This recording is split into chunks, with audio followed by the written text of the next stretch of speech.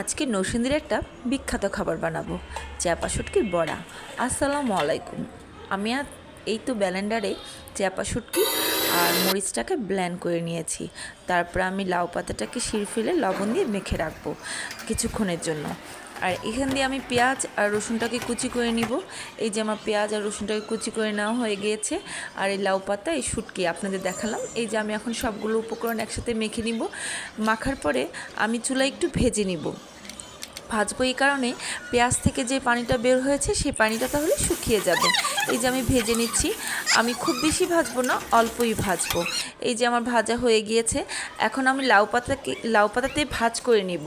এই যে আপনাদের আমি দেখিয়ে দিচ্ছি। আর খেয়াল করতে হবে, এমন করে ভাজ করতে হবে যেন কোনো দিক দিয়ে শুটকিটা বের হয়ে না যায়। শুটকিটা বের হয়ে গেলে তেলে বেরিয়ে যাবে, তাহলে তখন তেলটার মধ্যে পুড়ে যাবে, খেতে ভালো লাগবে না। এই যে দেখেন, আমি এইভাবে ভাজ করে নিচ্ছি। আপনাদের আমি পরপর দুটো করে দেখালাম, আমি এইভাবে সবগুলো ভাজ করে নিব। আর ভাজার সময় খেয়াল রাখবেন যেন পাতাটা পুড়ে না যায়, লো হিটে ভাজতে হবে।